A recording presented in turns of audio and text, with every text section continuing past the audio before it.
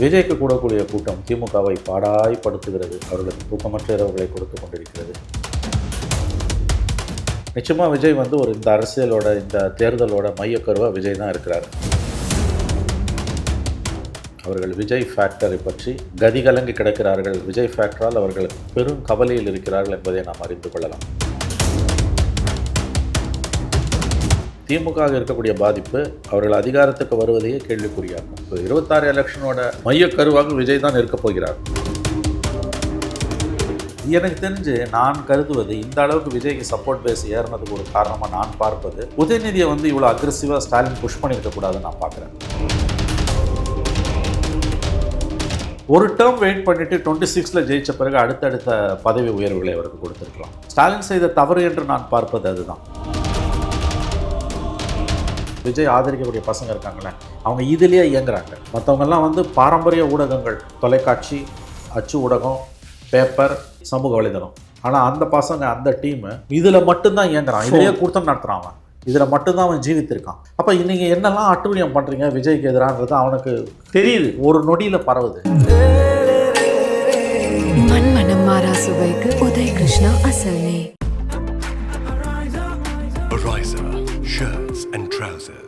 நேயர்களுக்கு அன்பு வணக்கம். நம்மோடு இன்று இணைகிறார் மூத்த பத்திரிகையாளர் திரு மணி அவர்கள். வணக்கம் சார். வணக்கம் சார். அண்மையில் ஜனநாயகன் திரைப்படத்தினுடைய ஆடியோ லான்ச் வெளியீட்டு விழாவை மலேசியாவில் நடத்தியிருந்தார் திரு விஜய். அந்த கூட்டம் பார்த்தீங்கன்னா ஒரு பிரம்மாண்டமான ஒரு கூட்டம். பார்த்தீங்களா, அந்த கூட்டத்தை பார்த்தீங்களா, பயந்துட்டாங்க அப்படின்னு ஒரு நெரேட்டிவை செட் பண்ணுற மாதிரி நிறைய பேர் விமர்சனம் பண்ணுறாங்க. அந்த கூட்டம் மலேசியாவில் நடந்ததுங்க. அங்கே யாருக்குங்க ஓட்டு இருக்குதுங்க? ஓட்டே கிடையாது. இங்குக்கும் அதுக்கும் சம்மந்தமே கிடையாது. ஒரு திரையுலக நட்சத்திரம் கடைசி படம் தான் கூட்டம் வரத்தான் செய்யும். நல்லா பணம் பார்த்துட்டாரு, 4 லட்ச ரூபா வரைக்கும் டிக்கெட்டு விற்று பணம் பார்த்துட்டாரு. என்னங்க அவர் மக்களுக்கு செய்ய போகிறாரு? இப்படின்னு விமர்சனமும் வருது. எப்படி தான் நம்ம அனலைஸ் பண்ணணும்னு நினைக்கிறீங்க எதை? அந்த கூட்டத்தை. கூட்டத்தை மட்டும் வச்சு எடை போட முடியாது, ஆனால் கூட்டத்தை முழுவதும் ஒதுக்கிட்டும் எடை போட முடியாது. இப்போ மலேசியாவில் கூடிய கூட்டம் வெறும் மலேசியா, சிங்கப்பூர், வெளிநாடு வாழ் தமிழர்கள் மட்டுமல்ல, இங்கிருந்தும் ரசிகர்கள், விஜய் ரசிகர்கள் போயிருக்கிறார்கள். இதையும் கவனத்தில் கொள்ள வேண்டும். மலேசியாவில் இருக்கக்கூடிய என்னுடைய நெருங்கிய நண்பர் ஒருவரிடம் 2 நாட்கள் முன்பு பேசும்போது சொன்ன தகவல், அவருக்கு ஒரு 65-67 வயது இருக்கும். அவர் சொன்னது, 50 ஆண்டுகளுக்கு முன்பு எம்ஜிஆர் உலகம் சுற்றும் வாலிபன் படத்திற்காக அங்கே ஷூட்டிங் வந்த பொழுது நான் பள்ளி மாணவனாக இருந்தேன். அப்பொழுது பார்த்த கூட்டத்தை விட பல மடங்கு, குறைந்தது ஒரு 10 மடங்காவது அதிகமாக இந்த கூட்டம் இருக்கும். ரெண்டாவது, இங்கிருந்து சினிமா நடிகர்கள் நிதி திரட்டுவதற்காக, நடிகர் சங்கத்துடைய நிதி திரட்டுவதற்காக, யாருக்காவது உதவி செய்வதற்கு நிதி திரட்டுவதற்காக சிங்கப்பூர், மலேசியா போன்ற ஆண்டுகளுக்கு கடந்த ஆண்டுகளில் பல முறை போய் வந்திருக்கிறார்கள். இப்போ தான் அதெல்லாம் நின்று போச்சு. சிங்கப்பூர், மலேசியா போன்ற நாடுகளுக்கு பல நடிகர்கள், நடிகைகள், காமெடி நடிகர்ஸ் எல்லாருமே போவாங்க. திரைத்துறை பிரபலங்கள் எல்லாருமே. அவங்க அத்தனை பேரும் சேர்ந்து போனாலும் அவங்க பார்க்க வர கூட்டம் விஜயை பார்க்க வந்த கூட்டத்தை விட ஒப்பிடும்போது ஒன்றுமே கிடையாது அப்படின்றாங்க. ரெண்டாவது, அந்த கூட்டத்தில் எல்லாருக்கும் ஓட்டு இருக்காதுன்றது உண்மை. ஆனால் இன்றைக்கி இருக்கக்கூடிய சமூக வலைதள காலத்தில் அவர்கள் எத்தகைய ஒரு இன்ஃப்ளூயன்சர்ஸாக இருப்பாங்க என்பதை நாம் புரிந்து கொள்ள வேண்டும். கூட்டத்தை மட்டும் வைத்து நாம் முடிவு போட முடியாது, ஆனால் கூட்டத்தை ஒதுக்கிவிட்டும் எதையும் முடிவு போட முடியாது. இப்போ மலேசியாவிலே கூடிய கூட்டம், அங்கே யாருக்கு ஓட்டு இருக்குது இவனுக்கு அப்படின்னு இதே வாங்கி, இப்போ தமிழ்நாட்டில் அதே கூட்டம் குடிச்சுன்னா இது ஒரு கூட்டமாக, அந்த காலத்தில் எம்ஜிஆருக்கு வந்திருக்குது, விஜயகாந்துக்கு வந்திருக்குதுன்னா கதை அளக்கும். அதான் எது பண்ணாலும் அவர்கள் ஏற்றுக்கொள்ளப் போவதில்லை. கூட்டத்தை மட்டும் வைத்து நாம் எடை போடவில்லை, ஆனால் கூட்டத்தை ஒதுக்கிவிட்டு அந்த கன்சிடரேஷனை எடுக்க மாட்டோம் என்று எடை போடுவதும் ரொம்ப தவறான ஒரு பார்வை என்று தான் நினைக்கிறேன். என்ன தாக்கத்தை ஏற்படுத்தும்? கண்டிப்பாக தேர்தலில் ஒரு தாக்கத்தை, இந்த கூட்டத்தை நாம் எப்படி புரிந்து கொள்ள வேண்டும் என்றால், தமிழ்நாட்டிலும் அவர் கூடக்கூடிய கூட்டத்தின் அடிப்படையில் தான் இந்த கூட்டத்தை புரிந்து கொள்ள வேண்டும். வெறும் இந்த கூட்டத்தை மட்டும் வைத்து பேசினால் வெளிநாட்டில் கூடக்கூடிய கூட்டத்தை வச்சு உள்நாட்டில் ஒருவருடைய செல்வாக்கை எடை போட முடியாது என்பதை நான் ஒப்புக்கொள்கிறேன். ஆனால் நான் சொல்ல வருவது 2-3 விஷயங்கள். ஒன்று, இன்றைய சமூக வலைதள காலத்தில் அவர்கள் இன்ஃப்ளூயன்சர்ஸாக எப்படி செயல்படுவார்கள். ரெண்டாவது, அது தமிழ்நாட்டிலிருந்து போனவர்களும் இருக்கிறார்கள். உலகம் முழுவதும் இருக்கக்கூடிய தமிழர்களுக்கு இருக்கக்கூடிய ஒரு விஷயத்திலான ஆர்வம், உள்ளூர் தமிழர்களின் ஆர்வத்தின் எதிரொலிப்பு. It's an extension of the locals sentiment. அப்படி தான் நான் அதை பார்க்குறேன். ஸோ எப்படி பார்த்தாலுமே இந்த கூடிய கூட்டத்தை, அவர்களுக்கு வாக்குகள் இங்கு இல்லை என்று ஏகடையம் பேசுவது முட்டாள்களின் வேலை, திமுக கைக்கூலிகளின் வேலை. நீங்கள் இந்த மாதிரியான விஷயங்களை மிகுந்த எச்சரிக்கையுடன் தான் பார்க்க வேண்டும். கூடுகிற கூட்டமெல்லாம் வாக்காகாது, ஆனால் கூடுகிற கூட்டத்தை ஒதுக்கி தள்ளிவிட்டும் நாம் வாக்குகளை பற்றி பேச முடியாது. இளைஞர்கள் ஆதரவு 18லேருந்து 35 வயது 40 வயது வரை உள்ள இளைஞர்கள், இளம் பெண்களின் ஆதரவு அவருக்கு கணிசமாக விஜய்க்கு இருக்கிறது என்பதன் வெளிப்பாடு தான் இந்த ஒரு வெளிநாட்டில், மலேசியாவில் கூடிய இந்த கூட்டம் என்று நான் பார்க்கிறேன். இந்த 2-3 நாளில் அந்த நிகழ்ச்சி ஒரு தொலைக்காட்சியில் ஒளிபரப்பாக போகிறது என்று நான் கேள்விப்படுகிறேன். ஐ திங்க் ஜி தமிழ் சொல்லணும். அதில் ஒளிபரப்பாக போகிறது என்று கேள்விப்படுகிறேன். அந்த விஷுவல்ஸை பார்க்கும்போது இங்கே இருக்கக்கூடியவர்கள் இன்னும் பதறுவார்கள். இங்கே இருக்கக்கூடிய ஆட்சியாளர்கள், அதிகாரத்தை தக்க வைத்துக்கொள்ள துடிப்பவர்கள், அதிகாரத்துக்கு வந்தே ஆக வேண்டும் என்று துடிப்பவர்கள், குறிப்பாக அதிகார மோகிகள், அதிகாரத்தின் மீது மோகம் கொண்டவர்கள் மேலும் மேலும் டிஸ்டர்ப் ஆவார்கள். அதில் ஒரு பெர்ஸ்பெக்டிவ் ஒன்று சொல்கிறாங்க சார். அண்மை காலமாக விஜய் கூடக்கூடிய இந்த கூட்டத்தை அடிப்படையாக வச்சு தான் திராவிட கட்சியான திமுக அண்மை காலங்களில் மாதம் 1-2 வாரத்துக்கு ஒன்று நிகழ்ச்சிகளை நடத்துகிறாங்க. அதன் பின்னணியில் இதுவும் ஒரு காரணங்க. அந்த கூட்டத்துக்கு மேலே நம்மளும் கூட்டத்தை காமிக்கணும். இப்போ ரீசெண்டாக பாருங்கள், பல்லடனுடைய மகளிர் பொதுக்கூட்டத்தில் நாங்கள் சேரில் என்னெல்லாம் வச்சுருக்கிறோம், என்ன ஸ்நாக்ஸ் வச்சுருக்கிறோம்னு கொண்டு ஃபோட்டோ எடுத்து போட்டு இப்படி பண்ணியிருக்கிறோன்றதை காமிக்கிறாங்கல்ல. அது விஜயனுடைய தாக்கம் இருக்கா சார்? அதில் 100% இருக்குது. 100% இருக்குது. 100% இருக்குது. தினமும் ஏதாவது ஒரு நிகழ்ச்சியில் முதலமைச்சரோ துணை முதலமைச்சரோ கலந்து கொள்வது என்பதும், பெருங்கூட்டங்களுக்கு மத்தியில் அவர்கள் வருவதும். இப்போ பல்லடம் கூட்டத்தில் ஸ்டாலின் வந்தார். அதே மாதிரி திருவண்ணாமலையில் உதயநிதியோட இளைஞரணி நிகழ்ச்சியிலையும் முதலமைச்சர் வந்தார். ரோட் ஷோ போகிறாரு. சிம்மாசனம் இது மாதிரி தொடர்ச்சியான இந்த நிகழ்வுகள் எல்லாம் விஜயோட அரசியலின் எதிரொலி, அதற்கான எதிர்வினை என்று தான் நான் பார்க்கிறேன். விஜய்க்கு கூடக்கூடிய கூட்டம் திமுகவை பாடாய்படுத்துகிறது. அவர்களுக்கு தூக்கமற்ற இரவுகளை கொடுத்து கொண்டிருக்கிறது. விஜய் அவர் ஒரு ஸ்பாய்லர் தான், ரெக்கர். அவர் ஜெயிக்க முடியாது, ஆனால் இடையூறு செய்வார் என்பது தெரிந்தாலும் பெரிய அளவில் அவர் இடையூறு செய்வார் என்பதற்கான ஆதாரங்கள் நாளுக்கு நாள் திமுகவிடம் குவிந்து கொண்டிருக்கின்றன.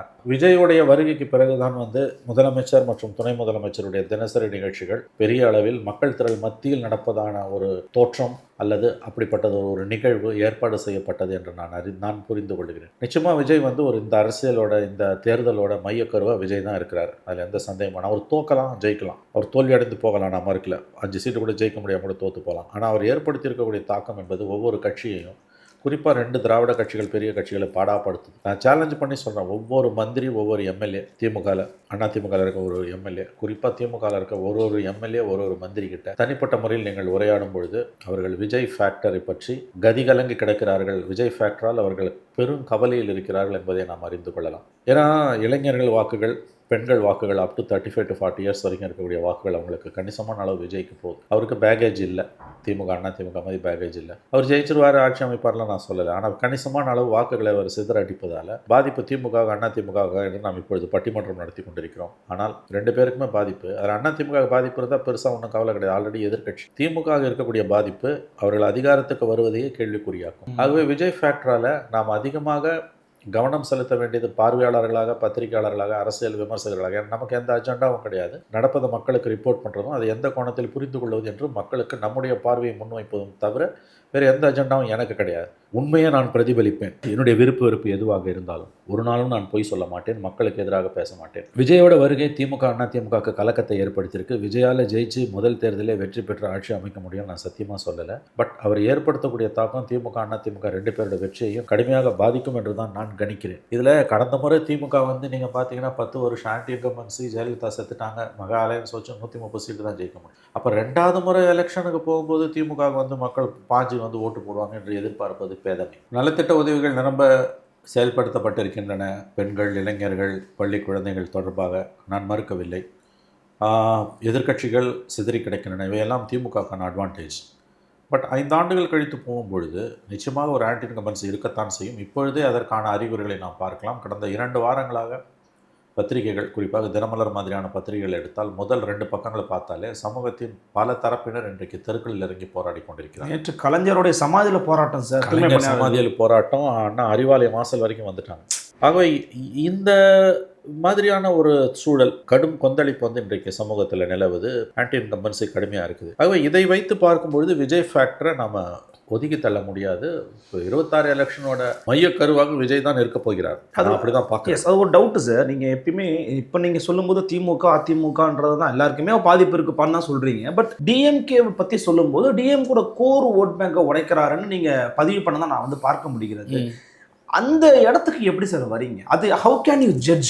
கரெக்ட், நல்ல பாயிண்ட். நான் எப்படி வரேன்றதை விவரிக்கிறேன். இப்போ திமுகவோட கோர் ஓட் பேங்க்ன்றது யாருன்னு பார்த்தீங்கன்னா, ஒன்று அப்ஜெக்டிவாகவே நான் சொல்கிறேன், அரசு ஊழியர்கள். 16 லட்சம் அரசு ஊழியர்கள் இருக்காங்க. ஜெயலலிதா 23 ஆண்டுகளுக்கு முன்பு 2003 1.25 லட்சம் அரசு ஊழியர்களை வேலையை விட்டு நிற்கும்போது தைரியமாக அந்த முடிவு எடுத்ததுக்கு காரணம், அப்போ 12 லட்சம் அரசு ஊழியர்கள், அதில் 1.25 லட்சம் பேர் டிஸ்மிஸ் பண்ணதுக்கு காரணம் அவர்கள் பாரம்பரிய திமுக வாக்கு வங்கி. அதனால் தனக்கு எந்த பாதிப்பும் வராதுன்னு தான் செஞ்சாங்க. ஒரு அரசியல்வாதி, ஆளும் கட்சி தன்னுடைய கோர் ஓட் பேங்க், ஒவ்வொருத்தருக்கும் ஒரு கோர் ஓட் பேங்க் இருக்கும். அரசு ஊழியர்கள்னால் இன்னொரு பக்கம் விவசாயிகள், இன்னொரு பக்கம் மாணவர்கள், பெண்கள், இவங்களை பாதிக்கிற விஷயங்களை அவங்க செய்ய மாட்டாங்க. ஸோ ஜெயலலிதா அன்றைக்கு 1.25 லட்சம் அரசு ஊழியர்களை வேலையை விட்டு நீக்கினதுக்கு காரணம் அவர்கள் பாரம்பரிய திமுக வாக்கு வங்கி என்பதால். ஆனால் இன்னைக்கு திமுகவோட கோர் ஓட் பேங்கான அரசு ஊழியர்கள் இன்னைக்கு திமுக எதிராக திரும்பி இருக்காங்க. கடந்த காலங்களில் திமுக ஆட்சியில் காலவரையற்ற வேலை நிறுத்தத்துக்குலாம் ஒரு அழைப்பு கொடுத்தது. 2026 ஜனவரி 6 முதல் காலவரையற்ற வேலை நிறுத்தத்திற்கு பல்வேறு கோரிக்கைகளை வலியுறுத்தி அவர்கள் அறைகோல் விடுக்கிறார்கள். கடந்த 4.5 ஆண்டுகளாக அவர்களை திமுக அரசு வஞ்சித்ததன் ஏமாற்றியதன் விளைவு. தேர்தல் அறிக்கையில் பழைய ஓய்வூதிய திட்டம், பணி பாதுகாப்பு, 3.5 லட்சம் காலி பணியிடங்களை நிரப்போம், ஏகப்பட்ட வாக்குறுதிகளை கொடுத்துட்டு அதில் குவாலிட்டேட்டிவாக எதையுமே நிறைவேற்றாமல், குவான்டிடேட்டிவாக வேணால் 100 வாக்குறுதி நிறைவேற்றிருக்கலாம், குவாலிட்டேட்டிவாக 10 நிறைவேற்றனா அதுதான் இஷ்யூ. இன்றைக்கி மக்களுக்கு அடுத்த தேர்தலில் நெருங்கும்போது ஏமாற்றியது இனிமேல் முடியாத காரியம் என்பதை அவர்கள் புரிந்து கொண்டிருக்கிறார்கள். அவங்க என்ன கேட்குறாங்க, நீங்கள் தேர்தல் வாக்குறுதிகளை கொடுத்தீங்க, தேர்தல் அறிக்கையில் 21 தேர்தல் நேரத்தில் நீங்கள் கொடுத்த வாக்குறுதி இதை தானே நாங்கள் நிறைவேற்ற கேட்குறோன்றாங்க. இன்றைக்கி அந்த ஊழியர்களை வந்து போராட விடாமல் தடுத்து செவிலியர்கள், அரசு ஊழியர்களை தினம் அரெஸ்ட் பண்ணி நீங்கள் கொண்டு போகிறீங்க. ஜனவரி 6 full time full fledged strike வரப்போகுது. அரசு ஊழியர்கள், ஆசிரியர்கள், செவிலியர்கள் எல்லாருமே. நீங்கள் என்ன பண்ணுவீங்க, அந்த ஸ்ட்ரைக்கை வந்து போட்டி சங்கங்களை வச்சு உடைப்பீங்க, இல்லை போலீஸை வச்சு உடைப்பீங்க. வேலைக்கு வரவங்க கூட போலீஸுக்கு பயந்தோ அல்லது வேலை போய்டுன்ற பயத்துலையோ போட்டி சங்கத்தால் வேலைக்கு வரவன் வேலைக்கு தான் வருவானே வர உங்களுக்கு ஓட்டு போட மாட்டான். இது நீங்கள் ரெகுலராக பார்க்கலையா சார்? இல்லை, அதாவது எல்லா ஆட்சியிலையும் இப்படி கடைசி காலத்தில் வந்து தெருவில் இறங்கல். இந்த 4.5 வருஷத்துல தீர்வு கண்டிருக்க வேண்டிய பிரச்சனைகளை தீர்வு காணாத விளைவு இன்னைக்கு தெருவில் நிற்கிறேன். உங்க கண்ணை திறந்து பார்த்தாலே தெரியும், பலதரப்பட்ட மக்கள் இன்னைக்கு தினம் போராட்ட களமாக தமிழ்நாடு மாறிக்கொண்டிருக்கிறது. பலதரப்பட்ட மக்கள் இன்னைக்கு தெருக்களில் இறங்கி மாநிலம் முழுவதும் போராடி கொண்டிருக்கிறார்கள். உச்சபட்சமாக ஜனவரி 6 முதல் காலவரையற்ற வேலை நிறுத்தம் என்று அரசு ஊழியர்கள் சொல்லுகிறார்கள். 2 மாதம் தேர்தலை வச்சுக்கிட்டு காலவரையற்ற வேலை நிறுத்தத்துக்கு அரசு ஊழியர்கள் போகிறாங்கன்னா இது வரைக்கும் நீங்கள் அவங்களை எப்படி ஏமாத்துறீங்க? டைம் கொடுங்க, இப்போ தான் ஆட்சிக்கு வந்தோம், பார்க்குறோம். 24 அவங்க நெருக்கடியை முற்ற வைத்த போது என்ன சொன்னீங்க, இது மக்களவைத் தேர்தல், அது முடிஞ்சோன்னு நான் தீர்த்துறோம். நீங்கள் இன்றைக்கி எல்லாம் முடிஞ்சு கடைசி 2 மாதத்தில் நிற்கிறோம். அடுத்த 60 நாளில் நோட்டிஃபிகேஷன் வரப்போகுது. நேற்று ககன்தீப் சிங் வந்து போய் அறிக்கை சமர்ப்பிச்சிருக்காரு. பழைய ஓய்வூதிய திட்டம் கோரிக்கைகளை ஒரு அம்சம் ஒரு ஆங்கிள் தானே வழி, அது மட்டுமே எல்லாமே கிடையாது. அவர் 2வது அவர் அறிக்கையில் என்ன சொன்னார்னு தெரியல. அந்த அறிக்கையோட தகவல்களை, அந்த அறிக்கையோட கண்டென்ட்ஸை அரசு வெளியிடாதான்னு தெரியல. ஜனவரி 6 போராட்டத்தை அரசு எப்படி கையாள போகிறது? அதை ஒன்று இரும்பு கரம் கொண்டு ஒடுக்கலாம், ஜெயலலிதா ஒடுக்கணும், அது போட்டி சங்கங்களை வச்சு வேலையை நடத்த வைக்கலாம். 10 நாள் 15 நாள் போராடிட்டு அவனே சலிச்சு போய் பிசுபிசுத்து போய் வேலைக்கு வந்துடுவான்னு அரசு எதிர்பார்க்கு. இல்லை நீதிமன்றத்தில் போய் தடை ஆணைகள் வாங்கலாம். அப்படிலாம் நீங்கள் செஞ்சீங்கன்னா வந்து வேலைக்கு வேண்டுமானால் மனிதர்கள் வருவார்கள், ஊழியர்கள் வருவார்கள். ஆனால் விரக்தியில், வெறுப்பில், கோபத்தில், ஆத்திரத்தில், ஏமாற்றப்பட்டோம் என்ற அந்த ஒரு உணர்ச்சியில் அவர்கள் இருக்கும் பொழுது உங்களுடைய வாக்குகளை இது கணிசமாக பாதிக்கும். மறந்து விடாதீர்கள், அவங்க உங்கள் கோர் ஓட் பேங்க். இது வந்து எங்கே போகுதுன்னு நினைக்கிறீங்க? இந்த பிரச்சனை தான் ரொம்ப முக்கியமானது. இது வந்து அதிமுக இன்னைக்கு இந்த போராட்டத்தை கண்டுக்கவே இல்லை. கடந்த காலங்களில் இதே இன்னைக்கு எடப்பாடி சிஎம்மாக இருந்தால் திமுக ஓடோடி போய் இவர்களுக்கு ஆதரவு கொடுத்துருக்கும். ஜூன் 6 ஜனவரி 6 போராட்டத்துக்கு நிபந்தனையற்ற ஆதரவு கொடுத்துருக்கும். 2020-21 பண்ண ரொம்ப வித்தியாசமாக எடப்பாடி வாயை திறக்க மாட்டேன்றாரு. ஏன்னா அவர் என்ன சொல்றாரு, நான் ஆட்சிக்கு வந்தாலும் உங்களுக்கு இந்த கோரிக்கை பண்ண முடியாது, அதனால் நான் போலி வாக்குறுதி கொடுக்க மாட்டேன்றார். யோசிச்சு பாருங்கள், தேர்தலுக்கு நேரம் 3 மாதம் கூட இல்லை. அரசு ஊழியர்கள் 16 லட்சம் பேர், அரசாங்கத்தோட அச்சாணி, முதுகெலும்பு. அவர்கள் நாங்கள் வேலை நிறுத்தத்துக்கு போகிறோம் என்று சொல்லும் பொழுது அந்த போராட்டத்தை எக்ஸ்ப்ளாய்ட் பண்ணுற நிலைமையில் எதிர்கட்சி இல்லை. ஸ்டேட் கவர்மெண்ட் ஆளுங்கட்சிக்கு நெருக்கடியை அரசு ஊழியர்கள் உருவாக்குகிறார்கள். ஆனால் அதை எக்ஸ்ப்ளாய்ட் பண்ணுற இடத்துல எதிர்கட்சி இல்லை, அமைதியாக எவ்ரிபடி, யாருமே இல்லை. அப்போ இதுதான் வந்து திமுகவுக்கு ஒரு பலமாக இருக்குது. இவங்க எங்கே போயிடுவாங்க? சரி, எங்களை வீட்டுக்கு அனுப்பிடுற, அடுத்து வரவங்க உங்கள் கோரிக்கை நிறைவேற்றுவானா? நாங்களாவது பொய் வாக்குறுதி கொடுத்தோம், அவன் எந்த வாக்குறுதியுமே கொடுக்கல இல்லையா? ஸோ இதுவும் திமுகவுடைய ஒரு இருமாப்புக்கு காரணமாக இருக்கலாம். எப்படி இருந்தாலும் இந்த வாக்குகள் அவன் நிறைவேற்றாட்டாலையும் பரவாயில்ல, நான் அவனுக்கு ஓட்டு போடுறேன்னு முடிவு பண்ணிட்டான். அதை தான் கேட்குறான். அவன் ஏமாத்தல, எனக்கு கோபம் உண்மையில தான். அவன் நிறைவேற்றல, உன தண்டிக்கணும், நீ ஆட்சிக்கு வரக்கூடாது. குத்திட்டு போட்டால் என்ன பண்ணும்? அதுதான் எப்படி விஜய்க்கு போகும் நான் சொல்லலை. அது விஜய்க்கு போகலாம், அதிமுக போகலாம், எங்கே வேணால் போகலாம். இது இவங்க வாக்கு வங்கிலையும் ஒரு டென்ட்டை ஏற்படுத்தும் போது, பாதிப்பை ஏற்படுத்தும் போது, maybe for the first time Tamil Nadu hung அசம்பிளியை நோக்கி நகரலாம். என்னுடைய அனுபவத்தில் நான் சொல்கிறேன், என்னுடைய உள்ளுணர்வு சொல்கிறது, முதன்முறையாக தமிழகம் தொங்கு சட்டமன்றத்தை நோக்கி நகர்கிறதோ என்ற ஐயம் தான் எனக்கு தினமும் எழுகிறது. ஏன்னா திமுக வந்து கடந்த காலங்களில், கடந்த 2 தேர்தல் அதிகாரத்தில் இருக்கும்போது தோல்வி அடைந்த 2 தேர்தல்கள், 2001, 2011. 2001 32 சீட்டு, 2011 23 சீட்டு. அந்த அளவுக்கு மோசமாக இந்த முறை ஆட்சியிலிருந்து அகற்றப்பட்டாலும் தோற்க மாட்டார்கள் என்று நான் நம்புகிறேன். ஏன்னா நலத்திட்ட உதவிகளை ஓரளவு செய்திருக்கிறார்கள். 2வது, எதிர்க்கட்சிகள் சிதறுண்டு கிடக்கின்றன. இந்த 2 விஷயங்களால் நான் கணிப்பது, ஒருவேளை திமுக ஆட்சியிலிருந்து அகற்றப்பட்டாலும் 2001 மற்றும் 2011 போன்று 26 அவர்கள் தோல்வி அடைய மாட்டார்கள். கணிசமான அளவு அவர்கள் இடங்களை வெல்லக்கூடும். பட் ஸ்டில் மெஜாரிட்டி கிடைக்காம போகலாம். அதே நேரத்தில் அவர்கள் படுதோல்வி அடைந்து ஃபுல் மெஜாரிட்டி வாங்கி 112 சீட் தனி மெஜாரிட்டி அது வாங்கி கூட்டணி ஒரு 140 சீட்டு வாங்குற அந்த இதுவும் நடக்காது. ஏன்னா கடுமையான அதிருப்தியும் மக்கள் மத்தியில் நிலவிட்டு இருக்கு. ஸோ மிடில் பார்த்தா எனக்கு தோன்றது மோடி 3.0 மாதிரி வரத்துக்கு ஒரு வாய்ப்பு இருக்குது. மெஜாரிட்டி குறைஞ்சி 303 240 ஆச்சு இல்லை, தனி மெஜாரிட்டிக்கு 32 சீட்டு குறைஞ்சிது. அந்த மாதிரி 130 சீட்டு இன்னைக்கு அவங்க கையில் இருக்கு இல்லையா, 130 வச்சிருக்காங்க. எனக்கு என்ன ஒரு இடத்துல சந்தேகம் வருதுன்னா, விஜய் வந்து நீங்கள் deep core DMK vote bank உடைக்கிறாருப்பான்னு சொன்னீங்கல்ல, அது வர அதுக்கு தான் வரேன். இது வந்து நல்ல வேலைங்க. ஓகே. ஸோ மோடி 3.0வா ஸ்டாலின் 2.0 இருப்பதுக்கு வாய்ப்புகள் அதிகம் என்றும் எனக்கு தோன்றுகிறது. சரி, விச் இஸ் ஹங் அசம்பிளி. அதாவது மோடிக்கு வந்து மெஜாரிட்டி 272, 303 இருந்த மோடி 240 வந்து நின்னார். 118 இஸ் தி மெஜாரிட்டி. இப்போ உங்களுக்கு 130 ப்ளஸ் இருக்குது, 130 135 இருக்குது. 135 வச்சுக்கோங்க. நண்பர்கள் திமுக நண்பர்கள் மகிழ்ச்சி அடைவார்கள், 5 சீட்டு கூட மணியை கொடுத்துட்டாரு அப்படின்னு. 135 வச்சுக்கோங்க. 118க்கு கீழே அவங்க போவாங்க. But still they may have a single largest party. அதாவது மோடி 3.0 தான் மோடி ஸ்டாலின் 2.0ன்னு எனக்கு தோணுது. which is way below the majority mark. Okay, 272க்கு பதிலாக 240ன்ற மாதிரி 118 கீழே அரவுண்ட் 98 or 100 or 102 அந்த ரேஞ்சில் அப்படி ஒரு வாய்ப்பு இருப்பதா எனக்கு படுது. இன்னொன்று, கோர் ஓட் பேங்க் எதை வச்சு டிஸ்டர்ப் ஆகுதுன்னு கேட்டிங்கன்னா, ஒன்று அப்ஜெக்டிவாக சொன்னது அரசு ஊழியர்கள் அவங்களோட கோர் ஓட் பேங்க் காலியாகுது, டிஸ்டர்ப் ஆகுது. ரெண்டாவது, இது சப்ஜெக்டிவ் தான். யார்கிட்ட பேசினாலும் பரந்துபட்ட மக்கள் திரளில் விஜய் 10 பேரை கேட்டால் 7லேருந்து 8 பேர் வந்து விஜய்க்கு தான் ஓட்டு போடுறோம். எஸ்பெஷலி இந்த ஏஜ் குரூப் ஆஃப் 18 to 40. பல தரப்பட்ட மனிதர்களிடம், இதில் இன்க்ளூடிங் பாரம்பரிய திமுக குடும்பங்கள், அண்ணா காலத்திலேருந்து கலைஞர் காலத்திலேருந்து திமுகலே இருக்கவங்கள, இந்த ஏஜ் குரூப்பில் இருக்கவங்கள, ஹார்ட் கோர் டிஎம்கே ஃபேமிலிஸில் இருக்கக்கூடிய யங்ஸ்டர்ஸ் அவங்க விஜய்க்கு போடுவாங்க. அந்த அது வந்து ரொம்ப ஆச்சரியமான ஒரு சப்போர்ட் பேஸாக தான் எனக்கு இருக்குது. நான் விஜயகாந்த் கூட இவ்வளோ பார்த்ததில்லை. பட் எதுவாக காரணமாக நினைக்கிறீங்க? சில பேர்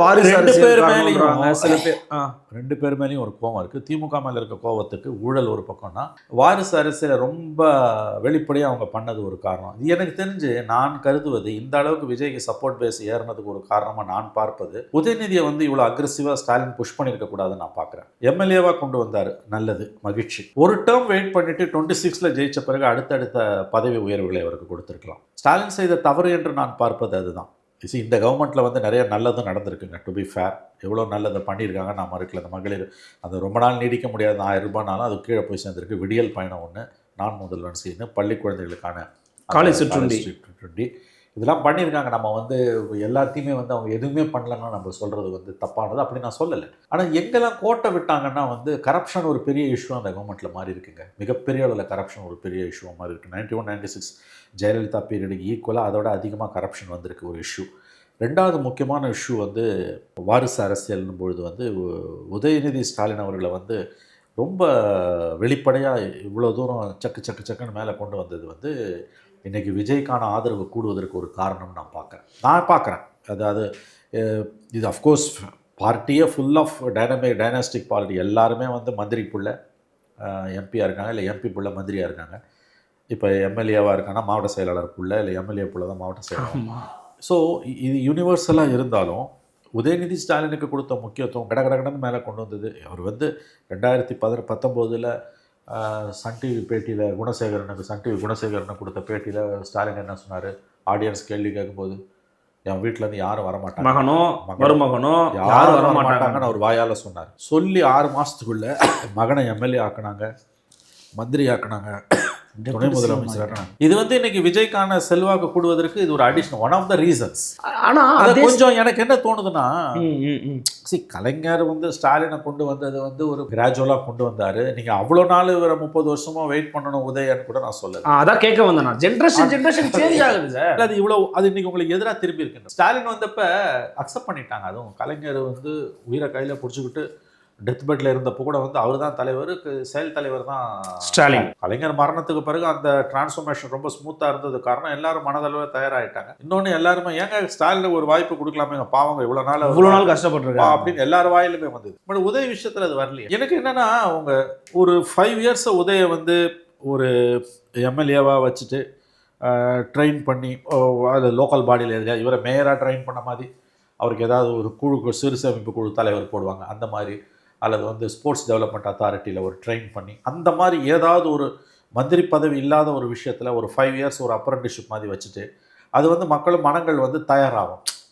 அதாவது வந்து குடும்ப அரசியல் தான், வாரிசு அரசியல் தான். பட் அதை ஏற்றுக்கிறது வந்து ஒரு நீ கொண்டு வந்து பம்பாடு பண்ணும்போது வரக்கூடிய அந்த வெறுப்பு, நீ கிராஜுவலாக கொண்டு வரும்போது வராது. அதை பண்ணிவிட்டு 26ல் நீங்கள் அடுத்த பதவி உயர்வை கொடுத்துருக்கலாம். எனவே அது முடிஞ்சு போன விஷயம். நான் வந்து வெறும் வாரிசுன்னு மட்டும் சொல்ல, இந்தியா பூரா வாரிசு தான். அதை உதயநிதியை மட்டும் குறை சொல்லி எந்த அர்த்தம்? ராகுல் காந்தி வாரிசு தானே? எல்லாருமே நான் உதயநிதி அதுக்காக மட்டும் சொல்லலை. தனிப்பட்ட முறையில் உதயோட நமக்கு என்ன பிரச்சனை? ஒன்றும் கிடையாது. இன்னும் வேக தகரமும் கிடையாது. நான் 3 தலைமுறை கலைஞரை பார்த்துட்டேன், ஸ்டாலினை பார்த்துட்டேன், உதயநிதியும் பார்த்தேன். ஆமாம், அவங்க 2 பேரும் எனக்கு பர்சனலாக நல்லா தெரியும். உதயம் தனிப்பட்ட முறையில் பரிச்சயம் இல்லை நமக்கு. துடிப்பான இளைஞர். பட் இதை கொண்டு வந்த முறை இருக்குல்ல, அதை ஃபோர்ஸ் பண்ணி மேலே கொண்டு வந்தது இன்னைக்கு விஜய்க்கான ஆதரவு தளம் கூடுவதற்கும் இதுவும் ஒரு காரணம். கரெக்ட் மட்டுமே நான் சொல்ல, அது புரியுது. இன்னைக்கு அந்த இருமுனை அப்படிங்கிறது உருவாகிருச்சு. ஃபார் எக்ஸாம்பிள் இப்போ எங்க வந்து நிக்குதுன்னா சார், ஜனநாயகன் வர்சஸ் பராசக்தி. ஜனநாயகன் விஜய் வந்து நடிச்சு வந்து படத்தை ரிலீஸ் பண்றாங்க. இங்க பராசக்தியை ரஜினி மட்டும் தான் பண்றாங்க.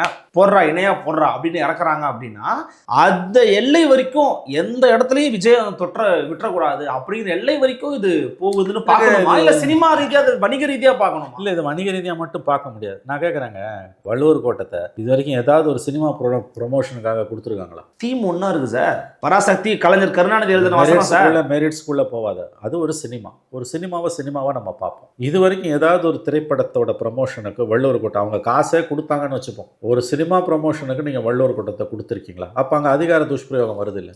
ஏன் இப்படிலாம் நீங்க செய்றீங்க? இதை தான் 73ல் எம்ஜிஆருக்கு உலகம் சுற்றும் வாலிபனுக்கு செஞ்சீங்க. படத்தை வெளியிட விடாம ஒவ்வொரு தேட்டரையா வந்து மிரட்டினீங்க.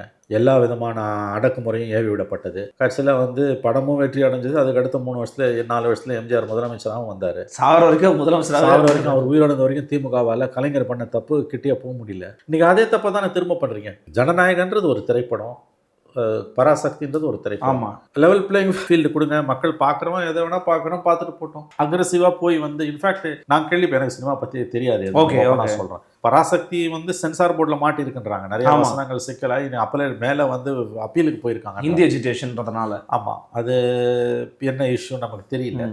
பட் அந்த படத்தோட ப்ரமோஷனுக்காக இன்னைக்கு வந்து வள்ளுவர் கோட்டத்தை திறந்து விட்டுருக்கீங்க.